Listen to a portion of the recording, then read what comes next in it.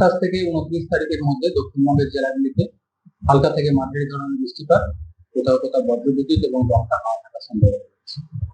বজ্রবিদ্যুতের তীব্রতা বা দমকা হাওয়ার তীব্রতা থাকার সম্ভাবনা রয়েছে এই দুদিন।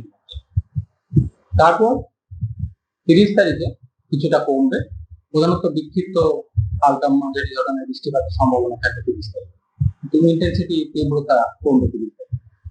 এবং তার পরবর্তী কিছুদিন, পরবর্তী 3-4 দিন বৃষ্টিপাতের সম্ভাবনা কমে যাবে। তাপমাত্রা আগামী 3 দিনে দিনের সর্বোচ্চ তাপমাত্রা 2 থেকে 4 ডিগ্রি মতো কমার সম্ভাবনা রয়েছে মেঘলা থাকার কারণে এবং বৃষ্টিপাতের কারণে। আর্দ্রতার জন্য যে অস্বস্তিকর কন্ডিশন ছিল সেটা থেকে সাময়িকভাবে কিছুটা স্বস্তি মিলবে, মিনিমাম টেম্পারেচারটাও কমবে, কিন্তু তারপর বৃষ্টিপাত কমে গেলে বা বন্ধ হয়ে গেলে তখন আবার টেম্পারেচার ধীরে ধীরে তাপমাত্রা বাড়বে, অর্থাৎ জুনের শুরুতে গিয়ে আবার তাপমাত্রা বাড়তে শুরু করবে। কলকাতা পার্শ্ববর্তী অঞ্চলের জন্য আজকের দিনটা দিনের সর্বোচ্চ তাপমাত্রা 34 ডিগ্রি কাছাকাছি থাকার সম্ভাবনা রয়েছে, মিনিমাম টেম্পারেচারটাও কমবে কলকাতা পার্শ্ববর্তী অঞ্চলের জন্য। তো আগামী 2-3 দিন তাপমাত্রা কিছুটা কম থাকবে, তারপর আবার জুনের শুরুতে গিয়ে তাপমাত্রা আবার একটু বাড়বে, 35-36 ডিগ্রি কাছাকাছি আবার পৌঁছে যাবে। বৃষ্টিপাতের সম্ভাবনা হালকা থেকে মাঝারি ধরনের বজ্রবিদ্যুৎ সহ রয়েছে কলকাতা পার্শ্ববর্তী অঞ্চলের জন্য, বা সাথে দমকা হাওয়ার সম্ভাবনা রয়েছে 28 থেকে 29 তারিখ। 30 তারিখে বিক্ষিপ্ত হালকা বৃষ্টির সম্ভাবনা থাকছে। তারপর পরবর্তী কিছুদিন কলকাতার ক্ষেত্রেও বৃষ্টিপাতের সম্ভাবনা কমবে।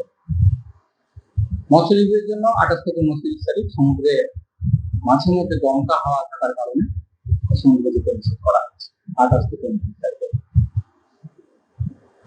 উত্তরবঙ্গের জেলাগুলির জন্য আজকের দিনটা অর্থাৎ 28 তারিখ বিক্ষিপ্তভাবে হালকা থেকে মাঝারি ধরনের বৃষ্টিপাতের সম্ভাবনা, 2-1 জায়গায় বজ্রবিদ্যুতের সম্ভাবনা রয়েছে। 29 তারিখ থেকে পরবর্তী 3-4 দিন বৃষ্টিপাতের সম্ভাবনা উত্তরবঙ্গের জন্য কমবে, স্থানীয়ভাবে বৃষ্টিপাতের সম্ভাবনা থাকবে উত্তরবঙ্গের জেলায়। তাপমাত্রা উত্তরবঙ্গের জন্য 2 থেকে 4 ডিগ্রি মতো দিনে সর্বোচ্চ তাপমাত্রা বাড়বে আগামী 3 দিন। বর্ষা মধ্য বঙ্গোপসাগর পর্যন্ত কিছুটা অগ্রসর হয়েছে।